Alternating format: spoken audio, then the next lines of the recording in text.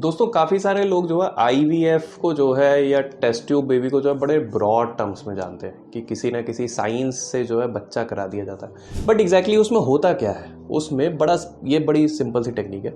उसमें एक आदमी के शुक्राणु औरत के या महिला के एग से, अंडे से मिल ही नहीं पा रहे, जिसकी वजह से बच्चा नहीं हो पा रहा, प्रेगनेंसी नहीं हो पा रही। सिंपल।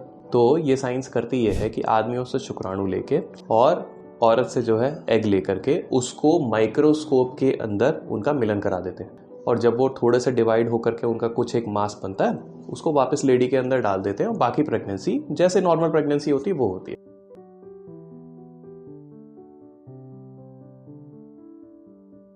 तो ये जो मिलन कराने की जो प्रोसेस है इसको कहते हैं in vitro fertilization. In vitro का मतलब बॉडी के बाहर फर्टिलाइजेशन कराया जा रहा है। आदमियों में फिर स्पर्म्स लिए कैसे जाते हैं? अगर आपको इनफर्टिलिटी है, आदमियों की बात कर रहा हूँ, और आपका जो है स्पर्म काउंट कम है, तो अगर एक रीजनेबल नंबर रहता है तो आप ही का सीमेन सैंपल लेके उसको वॉश करके स्पर्म का कॉन्सेंट्रेट लेके इस प्रोसेस को किया जाता है। अगर आपका अनफॉर्चुनेटली स्पर्म काउंट 0 है तो उस केस में ये डिपेंड करता है कि आपके स्पर्म्स प्रोड्यूस हो रहे हैं या नहीं हो रहे हैं। कुछ केसेस में स्पर्म्स प्रोड्यूस होते हैं लेकिन सीमन की सारी जो पूरा वॉल्यूम होता है वो बेसिकली यूरिन में चला जाता है। तो ऐसे पेशेंट्स को जो है सेक्स के बाद यूरिन सैंपल उनका लेते हैं और उसमें से वॉश करके स्पर्म्स निकाल लिए जाते हैं। कुछ पेशेंट्स में एज़ोस्पर्मिया होता है कि बन तो रहे हैं लेकिन निकल नहीं रहे हैं, बिल्कुल भी रास्ता ब्लॉक्ड है उनका। तो उसमें एक टेक्निक होती है कि आप जो है VEA वेजो एपिडिडाइमल एनास्टोमोसिस अटेम्प्ट कर सकते हो। 30-40% चांस है कि नेचुरल सीमेन में स्पर्म्स आने शुरू हो सकते हैं, लेकिन थोड़े से सर्जरी के रिजल्ट डिसअपॉइंटिंग है, टाइम लगता है, तो मोस्टली लोग इसके लिए कभी कभी नहीं भी ऑप्ट करते हैं। और क्या तरीके हो सकते हैं स्पर्म्स निकालने के? बड़ी लॉजिकल सी बात है, टेस्टिस में स्पर्म्स बन रहे हैं, आप डायरेक्टली वहाँ पर जाके निकाल लो। वहाँ से अगर आप स्पर्म निकालते हैं, यानी कि अगर एपिडिडाइमस यानी कि टेस्टिस के बाहर जस्ट जो एरिया होता है जिसको हम एपिडिडाइमस कहते हैं, वहाँ से अगर आप स्पर्म्स निकालेंगे, एस्पिरेट करेंगे, सिरिंज डाली, पानी खींचा, इसको हम कहते हैं परकुटेनियस यानी through the skin epididymal sperm aspiration.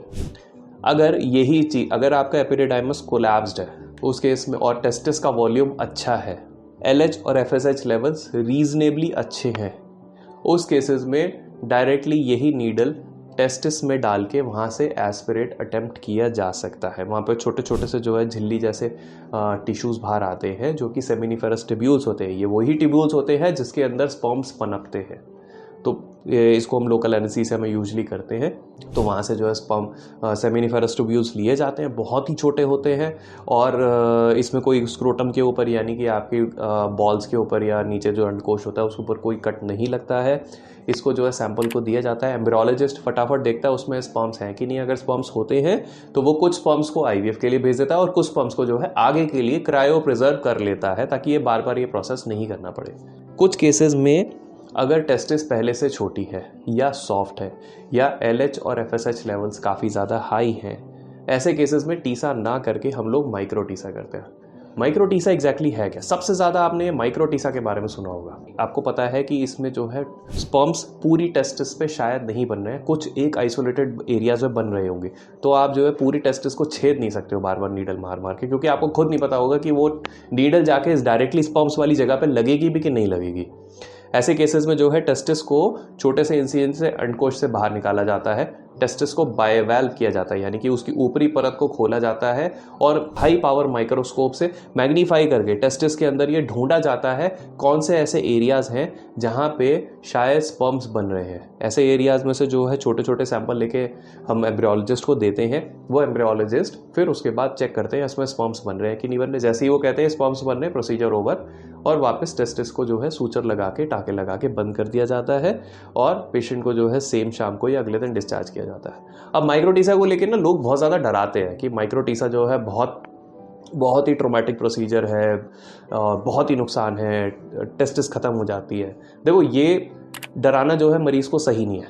ये वही डॉक्टर जो है मरीज़ को इस चीज़ को लेकर के डराएगा जिसको माइक्रोटीसा का बहुत ज़्यादा एक्सपीरियंस नहीं है या बहुत ज़्यादा जिन्होंने माइक्रोटीसा नहीं की है। रियलिटी ये है कि only risk of this procedure is आपका 6 से 8 महीने के लिए टेम्पररली टेस्टोस्टेरोन लेवल गिर सकता है, क्योंकि वो टेस्टिस जिसको आपने खोल के बंद किया है वो स्पर्म्स बनाने के साथ साथ टेस्टोस्टेरोन जो कि मेल हार्मोन है वो भी बना रही होती है। 6 से 8 महीने के बाद ये लेवल्स धीरे धीरे रिकवर करने लगते हैं और रिकवर हो जाते हैं। तो अगर आप सोचो कि माइक्रोटीसा से जो है टेस्टिस हमेशा के लिए खत्म हो जाता है, तो बड़ी ये इलॉजिकल सी बात है, क्योंकि अगर आप सारा का सारा ट्रीटमेंट ही इनफर्टिलिटी का हो रहा है तो आप कोई भी चीज़ ऐसी नहीं करोगे जिससे कि टेस्टिस को कोई भी परमानेंट डैमेज पहुंचे, क्योंकि हो सकता है पेशेंट को दोबारा और आगे बेबीज़ के लिए भी IVF की ज़रूरत पड़े। और मोर इम्पॉर्टेंटली, हम आदमी लोग अपनी टेस्टिकल्स से फिजिकली के साथ साथ साइकोलॉजिकली भी अटैच्ड होते हैं। तो कोई भी क्वालिफाइड, कोई भी समझदार डॉक्टर ऐसा प्रोसीजर कभी नहीं करेगा जिसमें टेस्टिस में कोई भी परमानेंट डैमेज हो जाए। तो माइक्रोटीसा से घबराने वाली बात नहीं है। अननेसेसरी जो है आप फियर मॉन्गरिंग का शिकार ना हो, ये सारे प्रोसीजर हैं, बट क्योंकि माइक्रोटीसा में इंसिजन लगाना पड़ता है इसलिए उसको एट दी लास्ट रखते हैं, और जो बाकी प्रोसीजर्स हैं जिसमें कोई कट नहीं लगता है उनको पहले किया जाता है। तो ये सारी टेक्निक्स हैं जिससे कि आदमियों से स्पर्म्स लिए जाते हैं। अगली बार जब भी आप IVF के लिए अगर जा रहे हैं तो इस नॉलेज के बेसिस पे आप जो है अपने IVF स्पेशलिस्ट से बात कर सकते हैं। आप एक बेटर तरीके से इन्फॉर्म्ड डिसीजन ले सकते हैं कि कौन सा प्रोसीजर जो है आपके लिए ज़्यादा फ़ायदेमंद होगा, उसके क्या फ़ायदे नुकसान हो सकते हैं।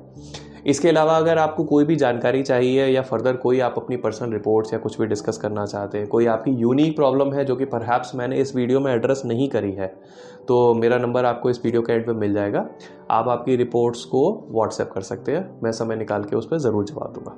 Thank you.